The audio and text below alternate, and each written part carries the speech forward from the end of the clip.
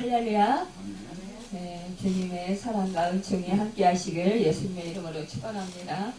네, 오늘의 말씀의 제목은 불을 붙이는 자가 되라 라는 제목으로 함께 말씀을 나누며 은혜 받도록 하겠습니다. 야곱의 옷은 70여 명이 애굽의 고산 땅에 내려가 430여 년의 세월을 지내는 동안에 히브리 민족의 인구가 증가했습니다. 그래서 참으로 얼마냐 거의 수많은 그런 인구가 이루어졌다라는 것입니다. 이렇게 60만이라는 그런 인구가 이렇게 불어나자 너무나 애굽의 바로는 왕은 정말로 이거 불안해하는 거죠. 자기들이 위기를 겪을까봐 오히려 정말 엄청 두려움에 떨게 되었고 결국 이 이스라엘 백성들을 이제 압제하기 시작합니다. 그러면서 그들을 종으로 삼아서 그들에게 그 종살이를 시킵니다. 그래서 이스라엘 백성은요 압박과 수모를 당하면서 모진 그런 종살이 하면서 그렇게 고난을 겪어야 했습니다. 이때 미디안 강해에서 40년간 양무리를 지키던 모세는 갑자기 그 가시덤불에서 활활 타오르는 불길을 보게 됩니다. 그리고 그 속에서 하나님이 모세를 부르시는 것을 소리를 듣습니다. 그래서 하나님은 이제 내가 너를 바로에게 보내어 너로 내 백성 이스라엘 자손을 애굽에서 인도해내게 하리라고 하셨습니다.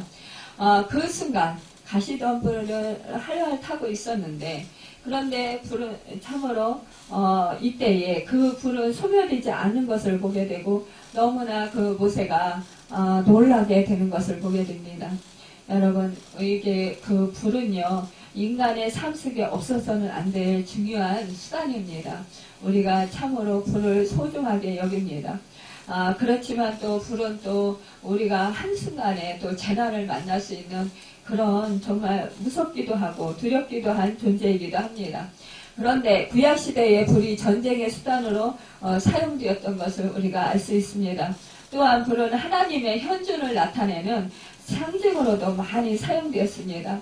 하나님께서는 왜 불의 이미지로 당신을 나타내셨을까요? 여호와 하나님은 스스로 현존하시는 분이시고 초월적이시고 또 감히 접근할 수 없는 두려운 존재이신 것을 불로써 나타내시는 것을 알고 볼 수 있습니다. 이 하나님께서는요 불꽃 같은 눈을 가지고 계신 것으로 나타나 있어요. 요한계시록 2장 14절에 보면 그리고 또 불꽃 같은 눈으로 우리를 지키신다고 말씀하고 있습니다.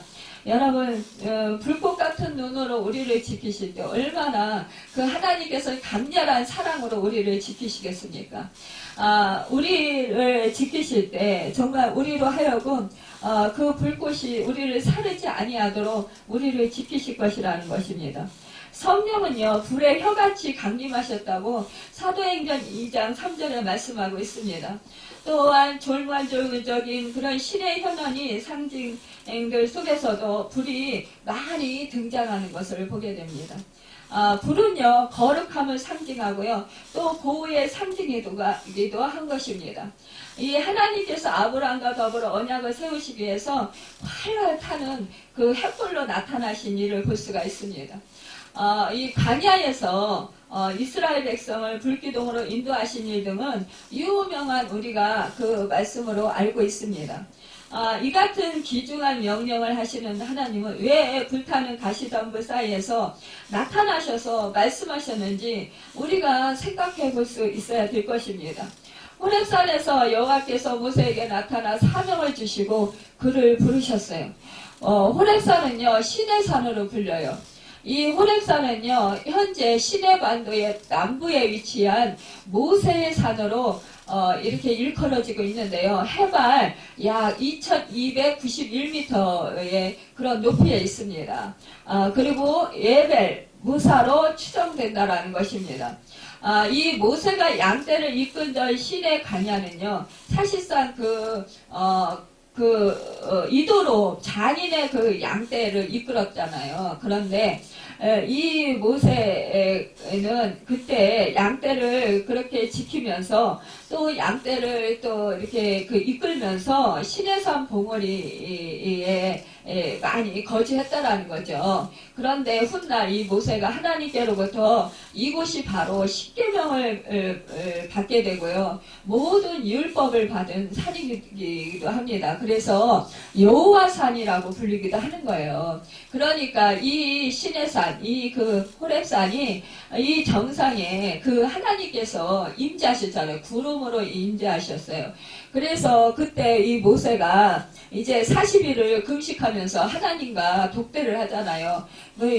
시종인 여호수아도 함께 가는데 그때 이 십계명을 받아가지고 내려왔잖아요. 근데 밑에 내려오니까 어때요? 아론이, 그러니까 하나님은 미리 아셨어요. 아론이, 백성들과 함께, 귀걸이나 이렇게 금붙이를 빼가지고, 하나님, 모세는 이제, 죽었나 보다, 잘못됐나 보다, 이제 못 내려오나 보다, 그러면서, 우리가 하나님을 섬기자, 그러면서, 금붙이를 모아가지고, 불에 녹여가지고 금송아지를 만들잖아요. 그러면서 그들은 그것이 금송아지가 하나님이라고 그러면서 춤추면서, 먹고 마시면서 그렇게 떠들어댔다라는 거죠. 그때 모세는 다시, 그들의 가증한 행위를 보면서 하나님께서 직접 써주신 십계명 돌판, 두돌판을 던져버렸잖아요. 그래가지고 깨버렸잖아요.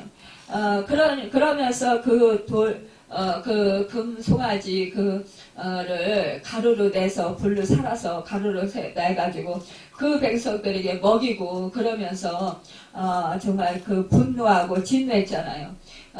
그러면서 다시 모세가 이제 십계명을 받으러 다시 이 호렙산으로 올라갑니다. 그래서 시내산에서 또 한 40일 동안 또 하나님께 또 이렇게 엎드리는 거예요. 결국 하나님께 이 십계명을 받아가지고 내려옵니다. 여러분, 이래서 여기는 바로 하나님의 임재가 있는 곳입니다. 하나님이 현현하시는 곳이라는 것이에요. 하나님께서 그 구름으로 임재하실 때 다른 사람들은 겁이 나서 갈 수가 없었어요. 왜냐하면 하나님이 임재하시는 곳은 이 모세는 정말 특별한 은총을 받은 것이지 두려움에 휩쓸리게 되고 정말로 너무 경이롭고 너무 하나님이 어미하시기 때문에 거기에서 임재가 너무 강하기 때문에 죽게 된다라는 거예요. 일반 사람들은. 그래서 이스라엘 백성들이 겁을 냈습니다. 그렇지만 이 모세는 하나님께 엎드려서 그곳에서 금식하며 기도했다라는 거예요. 근데 이 모세가 이렇게 십계명을 받아가지고 내려올 때 그의 얼굴이 어땠어요? 광채가 너무너무 많이 나가지고 사람들이 정말 광채에 놀랬잖아요. 그러니까 이 모세가 수건으로 얼굴을 가렸다고 했습니다.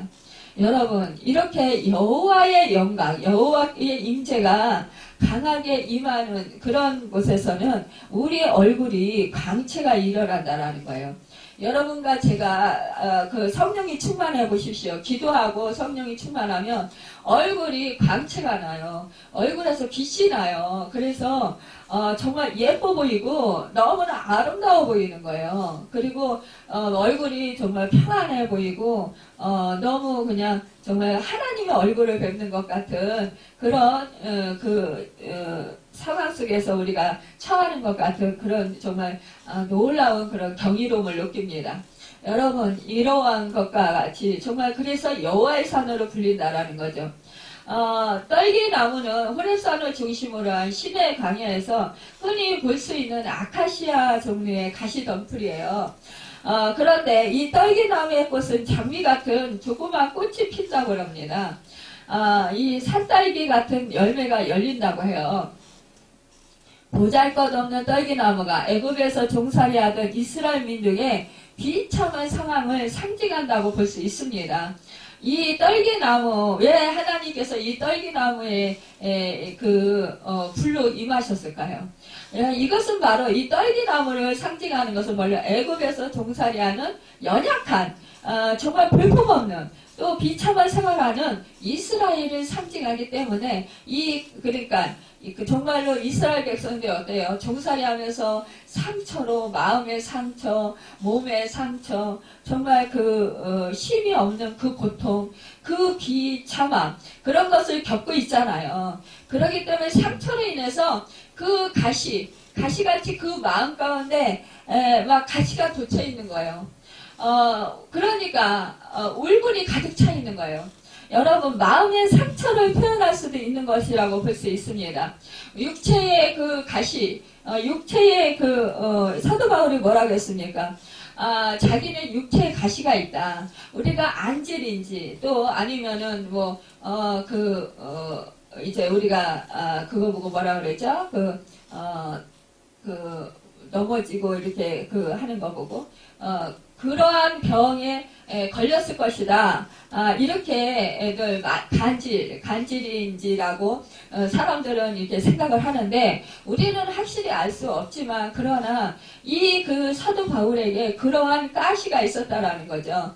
그러니까 우리의 육체에 질병이 있는 것도 하나의 가시지만 또한 우리 그 마음속에 있는 그 아픔과 그 고통도 마음의 상처들 이것도 바로 가시라는 거죠. 그러니까 하나님께서는 떨기나무로 이렇게 나타나신 것은 불로 나타나신 것은 이 떨기나무 같이 보잘것없고 상처 많고 그러니까 몸과 마음에 상처가 많은 이스라엘 백성들을 뜻하시면서 상징하면서 그러면서 이 떨기나무에 나타나신 그 성령 불로 임재하셨다라는 것입니다. 이 떨기나무는 그 특성상 너무나 연약해서 사막의 열기가 높아지면 저절로 발화되고 즉시 소멸되어 버리고 만다라는 거예요. 그런데 오늘 본절을 보면 그 떨기나무 가운데 하나님께서 현존하시니까 성령의 불로 임하시니까 아니 이 떨기나무가 불이 붙었는데 아니 이 모세가 멀리서 보니까 이 떨기나무가 타지를 않는 거예요. 왜냐? 가냐에서는 떨기나무가 스스로 이렇게 너무 연약해서 스스로 그 태양열에 의해서 소멸되는데 그러는데 너무 강연이 뜨겁잖아요. 그 태양빛이. 그런데다가 유대 나라는 중동 지방이기 때문에 엄청 덥단 말이에요. 그 겨울에도 30도가 넘는 거는 예사고 40도, 50도 이렇게 된다는 거예요. 우리 아시는 분이 겨울에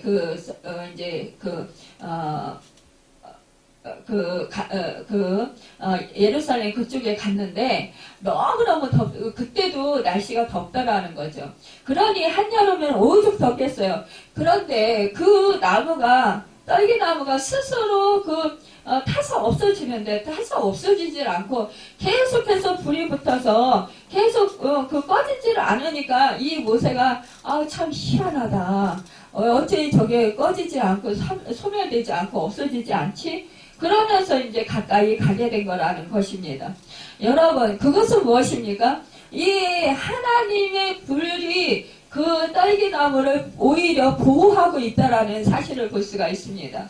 왜냐하면은요, 이 가시, 우리가 마음에 상처가 있고 몸에 상처가 있는 사람들은 사실상 하나님의 불을 만나야 돼요. 성령을 만나야 돼요. 성령을 임재가 있어야 돼요. 성령의 불이 임해야 돼요. 그래야만이 여러분 우리의 심성이 정말로 타지 않을 수 있다라는 것입니다. 뭐냐?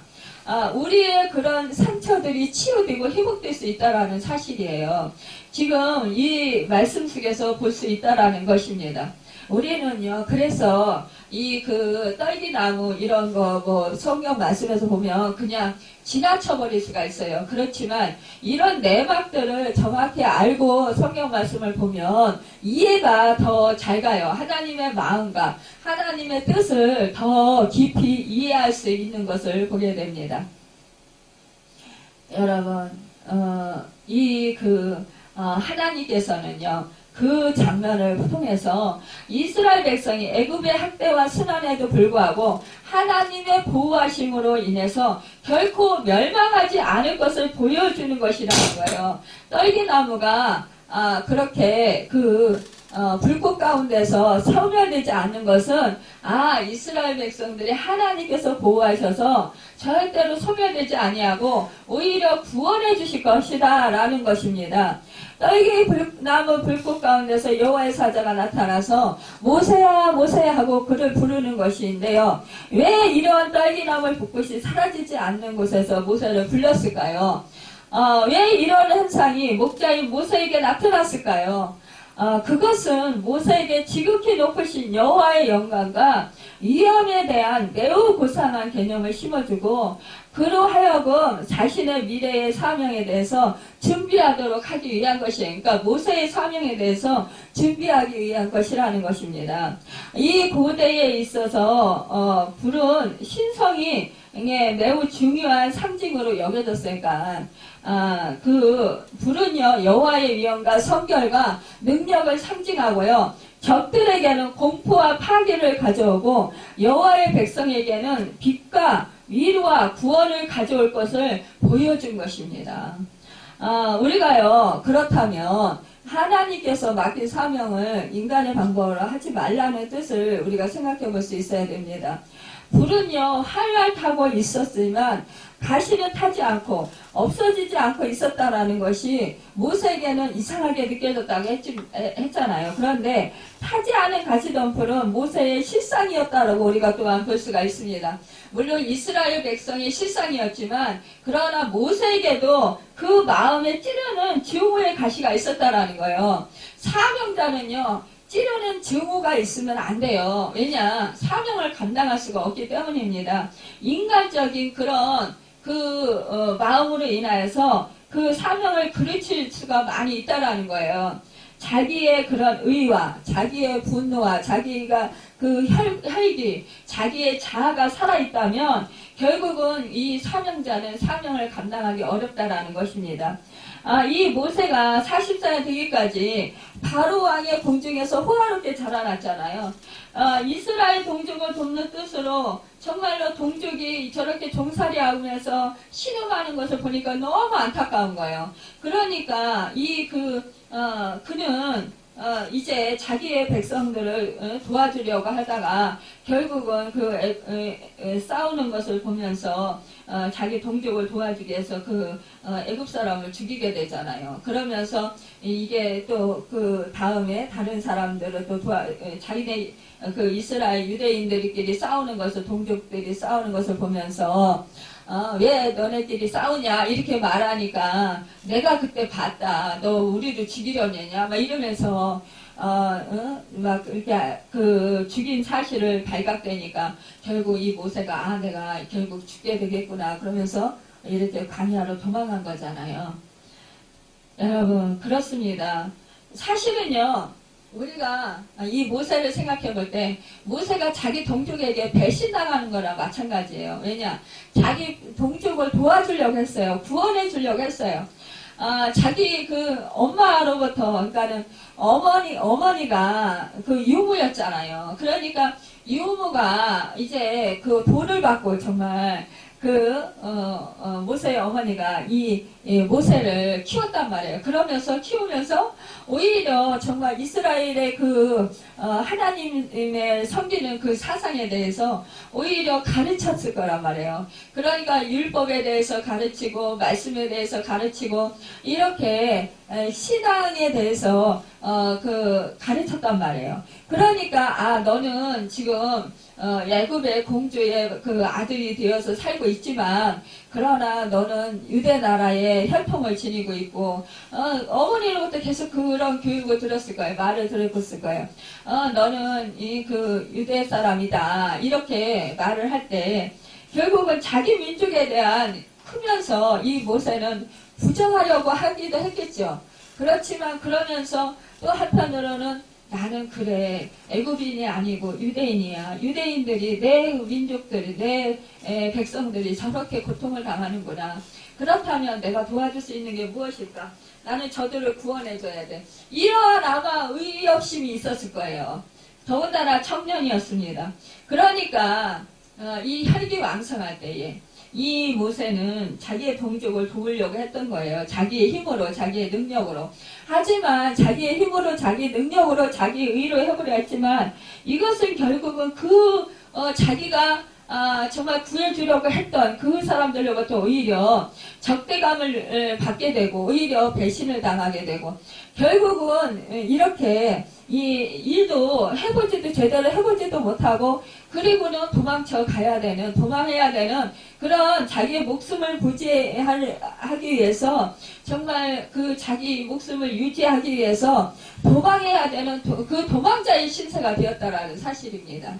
여러분 우리가 여기에서 깨달을 게 있습니다. 우리도요 이렇게 모세와 같이 우리가 하나님의 은혜를 받고 또한 우리가 무엇인가 좀 된 것 같다. 우리가 좀 능력이 있는 것 같다. 내가 좀 힘이 있는 것 같다. 내가 좀 물질적으로 좀 뭐가 되는 것 같다. 이러면 우리가 내가 하나님의 영광을 위해서 살아야지 이러면서 또한 우리가 또한 그것을 내가 내 임의로 열심히 해봅니다. 그런데요, 이게 잘 되면 좋은데 잘 되지 않고 오히려 망할 때가 있다라는 거예요.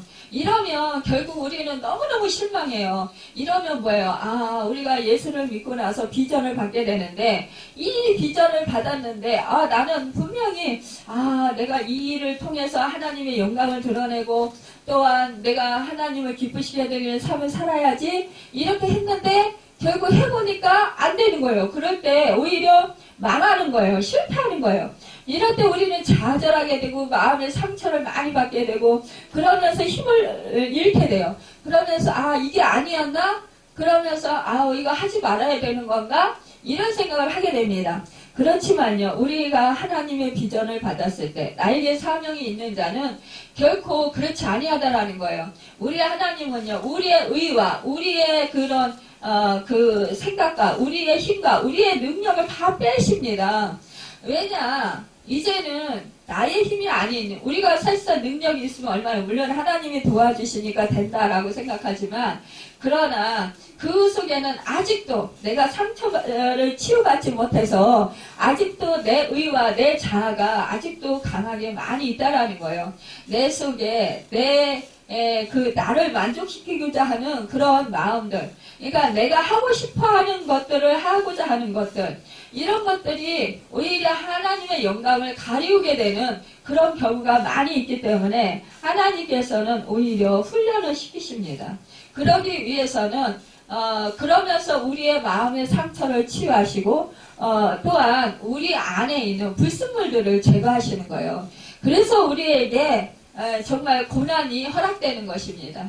결국은요 이렇게 모세는 사명을 받았지만 그러나 그 백성들을 내가 구원해 주어야 되겠다 이런 생각도 자기가 한 것 같지만 그러나 하나님이 주신 마음이라는 거죠. 또한 교육을 어머니로부터 또 그렇게 받았다라는 거죠.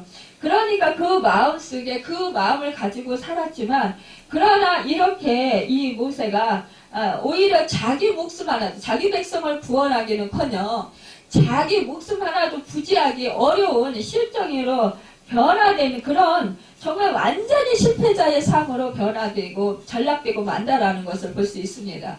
여러분 우리도 이렇게 사명을 하나님을 만나서 정말 잘해보고 호기 있게 해보려고 하지만 결국은 이렇게 실패할 때가 있다라는 그런데 이것이 결국은 여기에서 우리가 끝나는 것이 아니라 결국은 내 마음의 가시를 뽑아버려야 된다라는 것입니다. 이 가시를 뽑아버리기 위해서는 하나님께서는 우리를 교훈하시고 우리로 하여금 훈련시키는 그런 과정을 갖게 하십니다. 광야길을 걷게 하신다라는 거예요. 이스라엘 백성들로 하여금 애굽에서 불러내서 결국 그들을 광야길로 인도하셔서 가나안 땅으로 인도하셨던 것처럼 우리도 분명히 광야로 나아갈 수 있는 그런 길이 열리게 된다라는 사실입니다.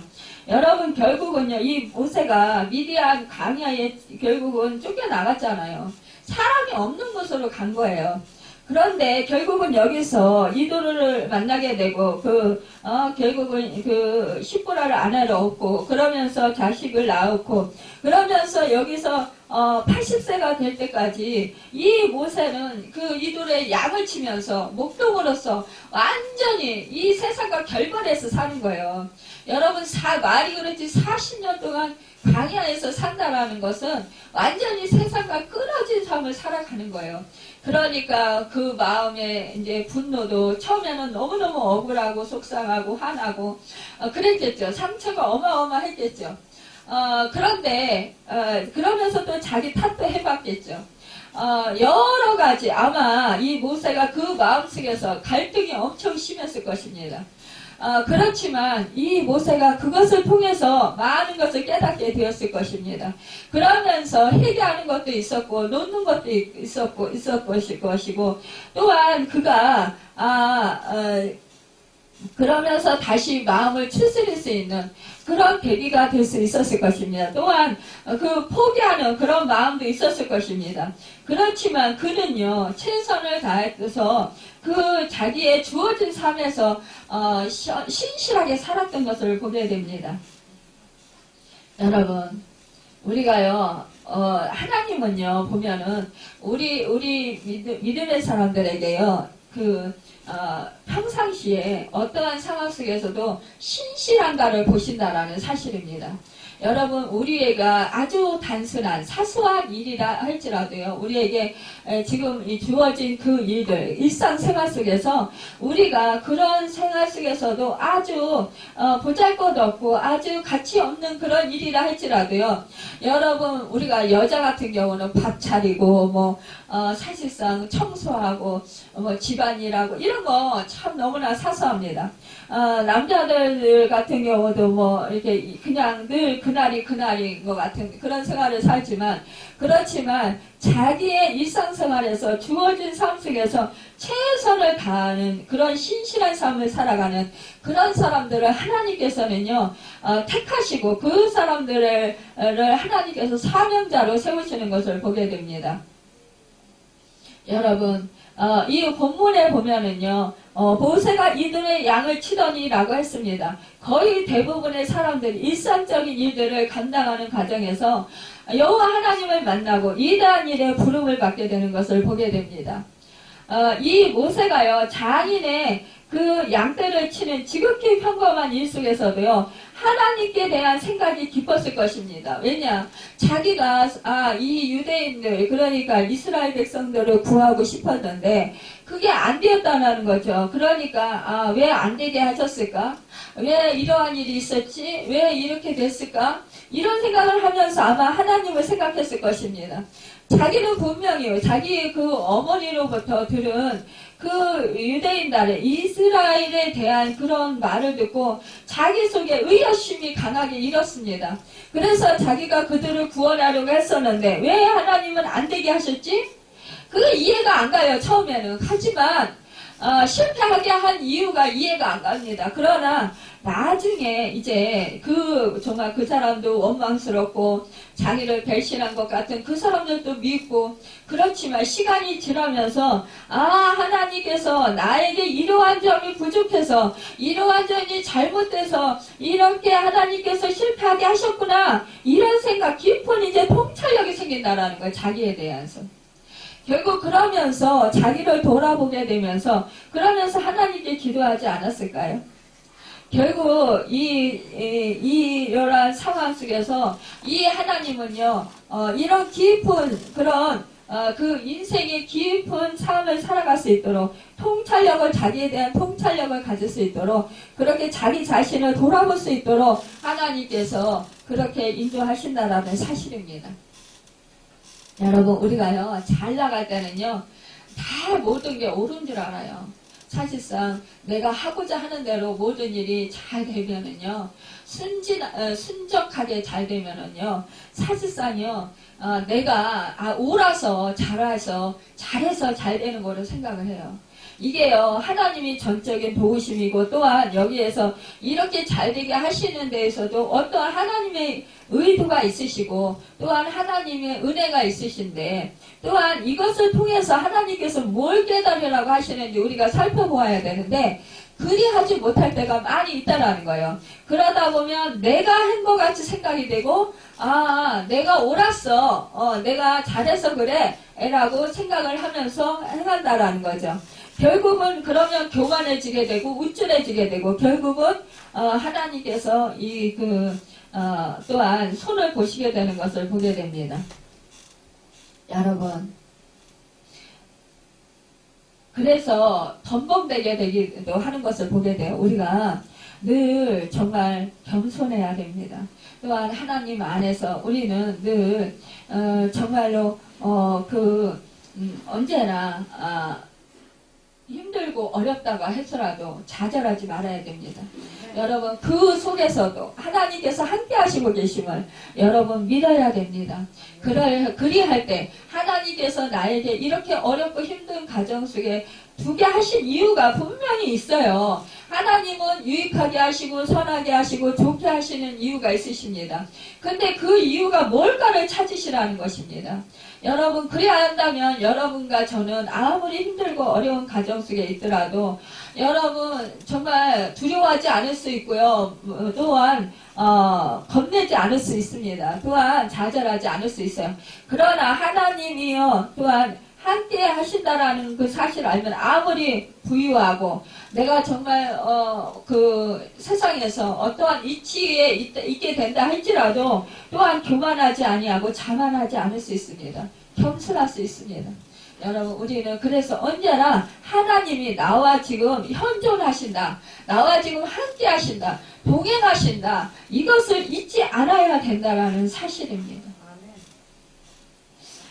여러분 우리는 그래서 날마다 정말로 그 주님의 은혜로 불을 받아서 불을 붙이는 자들이 되어야 하겠습니다. 하나님께서는 모세에게 네 발에서 신을 벗으라 명했습니다. 고대 애굽에서나 또 팔레스타인에서 서민들은요 주로 맨발로 사용하였습니다. 부유한 사람만이 파피루스 조각이나 가죽으로 된 샌들을 신었습니다. 또 일반적으로요 신발은요 더러운 것으로 간주되었어. 집안에 들어갈 때는 반드시 신발을 벗게 되어 있었습니다. 또한 거룩한 장소에 들어갈 때에도 마땅히 신발을 벗는 것이 예의였습니다. 우리나라하고 너무나 닮았어요.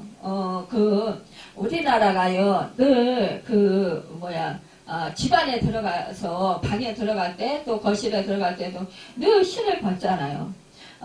또한 우리가 어느 장소에 들어갔을 때도 웬만한 장소는 신을 벗습니다. 여러분 고대 애굽에서 왕 앞에 나아갈 때에는 누구나 맨발이어야 했다라는 거예요. 또한 이스라엘에서도 제사장들이 성전에서 봉사할 때는 반드시 맨발이었었다라는 것입니다. 제사장들의 복장에 관한 규례에는 신발에 관한 부분이 없는 것을 보게 돼요. 이 신을 벗고 맨발이 된다는 것은 누구나 드러내고 싶지 않은 부분, 그러니까 인간의 가장 약하고 추한 면을 그 신 앞에 숨김없이 드러낸다라는 마음의 표시이기도 한 것입니다. 여러분, 우리는 어떻게 해요? 그 옷 어른 앞에서 맨발을 하면 안 되잖아요. 양말을 꼭 신어야 되고, 또 어떤 신 앞에서도 그렇게 하고 있습니다. 그런데요, 여기서는 그 맨발이어야 됐다라는 거죠. 왜냐, 여기는요, 샌들을 신었기 때문이에요. 우리가 샌들 하면은, 엄지와 엄지발가락과 그 검지발가락 그 사이에다 이렇게 고리를 껴서 이렇게 신잖아요, 샌들. 그 샌들을 말하는 거예요. 그 샌들을 신었기 때문에 흙이 이 중동 지방에는 얼마나 많이 있어요, 먼지. 그 먼지를 그렇게 뒤집어 썼으니까 늘 어느 집에 들어가든지 물 항아리가 집 안에 있어요. 그래서 그 집 안에 들어가기 전에 늘 그 물 항아리에서 물을 떠서 손과 발을 씻었어야 됐어요. 씻고 들어갔어야 됐어요. 그러니까 맨발로 들어갔어야 되는 거예요. 여러분, 이렇게 아주 거룩하고 귀하게 여겼던 것입니다. 여러분, 신을 벗고 맨발이 된다는 것, 이거 정말로 우리가 이 모세도 벗어야 된다라는 것입니다. 왜냐? 하나님을 만난 자리이기 때문이에요. 그의 앞에 의롭다함을 얻을 육체가 없나니 로마서 3장 20절에 말씀하게 있는데 위대한 이인 모세도 하나님 앞에서는 죄 많고 흠 많은 하찮은 인간이었습니다. 인간이 제약된 곳에 다니라 더러워진 실을 신고 거룩한 하나님 앞에 설 수 없기 때문에 인간이 거룩한 하나님 존전에서 마땅히 경외심을 가지고 경배를 드려야 하는 것은 당연한 것이라는 것입니다. 여러분, 하나님이 가라사대 모세야 모세야 하고 불렀다라는 것. 불러에 해당하는 히브리어 카라는요, 드러내다, 초청하다, 선포하다라는 뜻을 내포하고 있습니다. 이 하나님께서 그 이름을 부르신 것은 단순히 그 이름을 부르시는 것 이상의 의미를 지니고 있습니다. 이 모세가 호렙산 기슭에서 불타는 가시덤불을 목격한 그때의 나이 80이라는 거예요. 결코 적은 나이가 아니라는 거죠.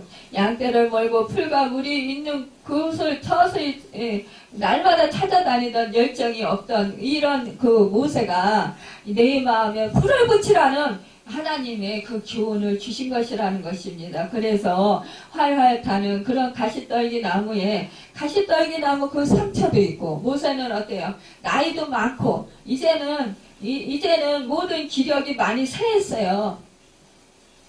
여러분, 이제 내 나이 80에 뭘 하겠어. 이제는 다 끝났나 봐. 이러고 있을 때라는 거예요. 여러분, 우리가요, 하나님 안에서 처음에는 막 하나님을 만나고 나면 열정이 막 솟아가지고 금방 뭔가를 막 내가 해야 될 것 같고 막 그래서 하나님 영감에서 살아야지 막 이러면서 막 그냥 열심을 냅니다. 그런데 이제 시간이 지나면서 이거 내가 비전을 가지고 열심히 해보았는데 안 되는 거예요. 망하는 거예요. 그러다 보면 이제 주눅 들고 그러다 보면은 이제 포기해야 되나, 이제 나이도 먹고 이제는 아무것도 못하겠어, 이제는 다 끝났나 봐, 이대로 끝나는 건가, 하나님이 그럼 주신 비전은 뭐지, 막 이러면서 사명은 뭔데, 근데 왜 사명이 왜 이렇게 안 이루어지지, 막 이러면서 우리가 그럴 때에 이때에 이제는 못하나 봐, 이제는 이대로 그냥 지나가야 되나 봐, 이렇게 이제 끝났다고 생각할 때 그때 오히려 하나님께서는 일하시기 시작하신다라는 거예요. 그때 부르신다라는 사실입니다. 이 지금 모세 80세에 부르시는 거예요. 이제는 정말 사명도 다 열기가 식었습니다. 이제는 그냥 이대로 그냥 살다가 이제 그냥 내 인생 이제 끝나는 거지 뭐. 그냥 애굽에 종살이 하는 사람들은 그냥 그 상태로 그냥 하나님이 또 어떻게 하시겠지, 내가 어떻게 할 수 있는 게 아니야, 이럴 때에 하나님께서 모세를 부르시는 것입니다. 여러분과 저도 마찬가지라는 사실입니다. 여러분, 낙심하고 있습니까? 절망하고 있습니까? 아직 아니야, 이렇게 생각합니까? 여러분, 우리가 힘을 냅시다. 우리 하나님은요, 우리가 무력한 때, 우리가 무기력할 때, 그때 하나님께서는 또 그때 일하신다라는 것입니다. 여러분, 모세의 마음에는 점점 열기가 생기기 시작했습니다. 그 무기력했던 그가 하나님이 말씀하십니다. 내가 누구에게 갑니까? 그런데 우리 하나님은 뭐예요? 너가 이스라엘을 구원할 자다. 애굽에 종살이하는 사람들을 구원해서 그들을 불러낼 것이다. 내가 가나안 땅으로 인도할 것이다. 너를 통해서 너를 지도자로 삼아서 너를 통해서 구원해 줄 거야. 이렇게 말씀하시는 거예요. 반드시 그렇게 할 거야. 여러분, 저희가 여러분에게도 이렇게 말씀하시는 거예요. 야, 너 왜 이렇게 위축돼 있냐? 내가 할 거야. 스스로 있는 자가 할 거야. 스스로 있는 자는 뭐예요? 하나님이 스스로 하시는, 모세가 능력이 있어서 하는 게 아니에요. 모세가 힘이 있어서 하는 게 아니에요. 모세가 재력이 넘쳐서 하는 게 아니에요. 무슨 권세가 있어서 하는 게 아니에요. 그거와 같이 여러분과 저도, 여러분 무슨 권세가 있어서 하는 게 아니에요. 힘이 있어서 하는 게 아니에요. 여러분과 제가 능력이 있어서 하는 게 아니에요. 오히려 능력은 하나도 없어요. 바닥났어요. 오히려 이제는 정말로 지쳤어요. 이제는 할 수 있는 게 아무것도 없어요. 그럴 때 우리 하나님께서 부르십니다. 또한 여러분 하나님이 스스로 찾아오시는 거예요. 이렇게 모세를 부르셨던 것처럼 여러분과 저를 부르시는 것입니다. 여러분 이럴 때 우리는 모세처럼 말할 수 있어요. 내가 누구에게 갑니까? 나는 이제 아무것도 할 수 없는 노인네에 불과합니다. 우리 여러분과 저도 이렇게 말할 수 있다라는 거예요. 아유, 제가 누구에게 갑니까? 저 아무것도 가진 것도 없고 망했습니다. 아무것도 할 수 있는 게 없습니다. 힘도 없습니다. 능력도 없습니다.